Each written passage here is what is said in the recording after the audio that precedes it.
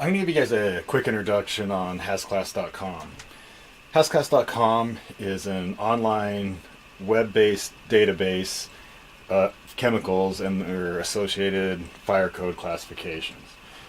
The idea for this project got started a long time ago when I was keeping an Excel spreadsheet of different chemicals and their classifications, because I noticed these chemicals kept coming up in different projects over and over again. And instead of reclassifying the chemical, I could just search it on my spreadsheet. Well, that spreadsheet contained a couple hundred chemicals, then a couple thousand, and then it turned into an online database. So let's take a quick look at this is the main landing page. Just kind of explains what HazClass.com is. It shows what it looks like when you look up a chemical. It tells you that you can create your Excel templates.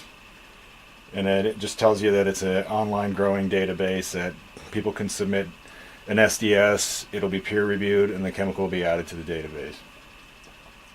And it also gives consulting services that if someone has an H occupancy or needs help, they can call us at Turk Consulting and we'll be able to help them out.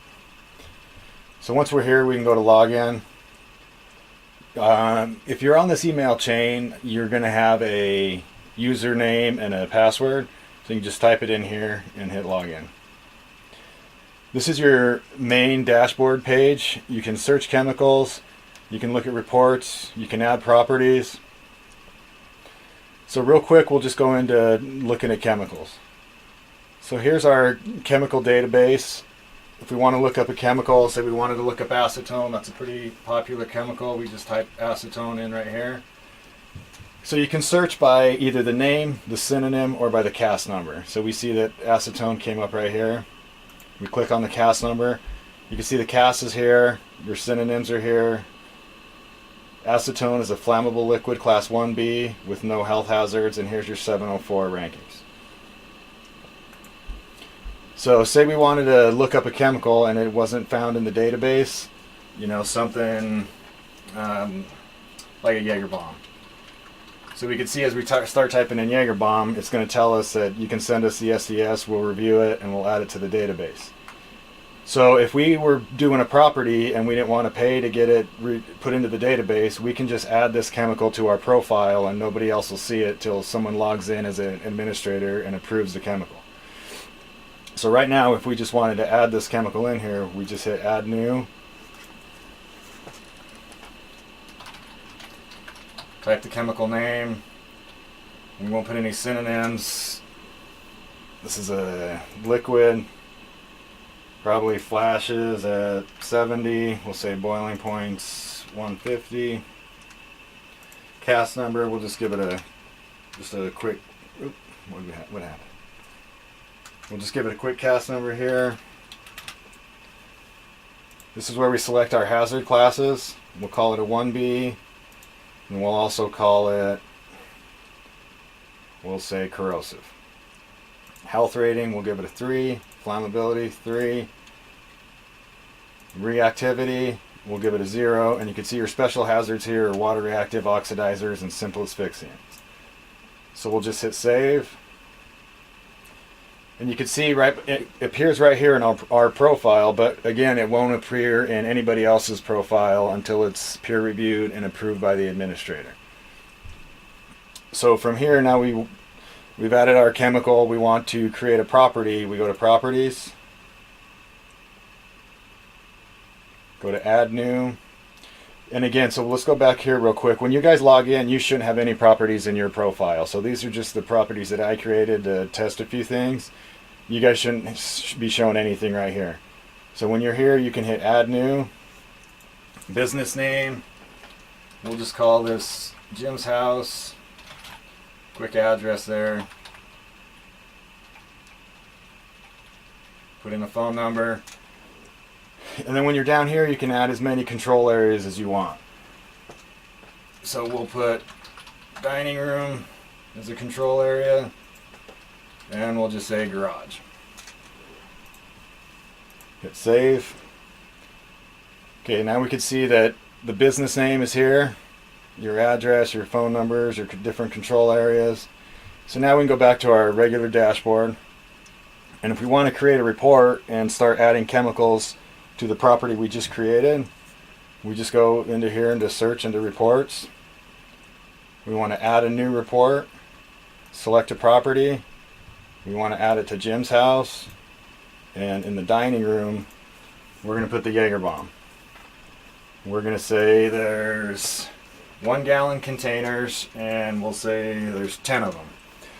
And if you forget the definitions for use closed, use open, all that, if you just hover over it, it'll give you the full-on definition of what use closed is, what storage is, and what use open is. So we'll hit save report real quick, and we'll add a few chemicals into Jim's dining room here. We'll just add that one. Oh, we didn't select a control area. So that's what happens if you don't select a control area. It just puts it in an NA area. So we'll go back to dining room. So we'll say there's 2 containers of, again, 10 gallons. So now we'll put stuff in the garage. And again, we're just selecting random chemicals, kind of just to show you guys how this works. 1 gallon container, we'll say there's 20 gallons. So let's add a few more chemicals here.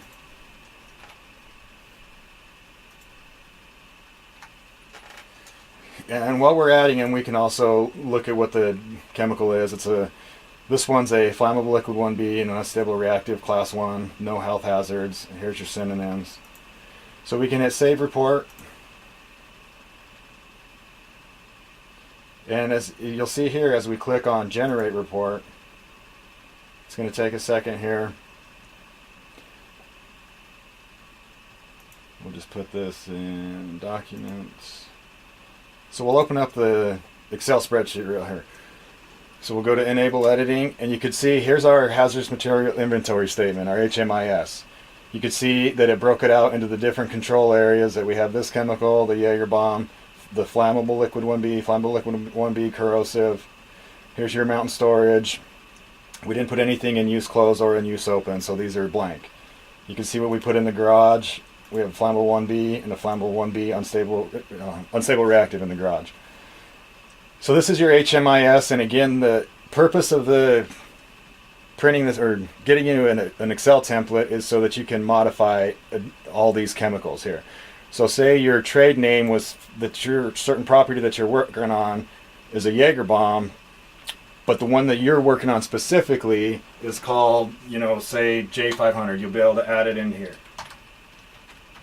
So sometimes you're working with different chemicals and, say it's acetone or whatever it is, but the certain SDS that is in your property may call it something else, but the primary ingredient is still acetone.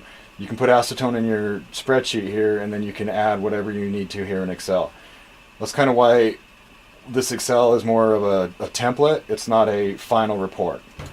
And as you can see here, as we click on HMIS summary report, we come over here, it tells us Jim's house. Here's the summary report. In the dining room only, in this certain control area, flammable liquid 1B, we have a total of 20 gallons and a total of 10 gallons of corrosives.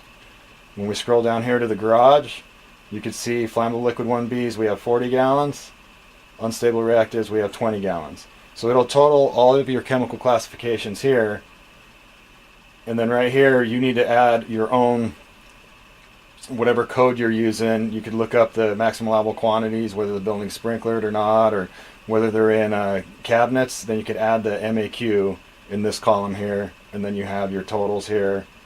You have your HMIS here.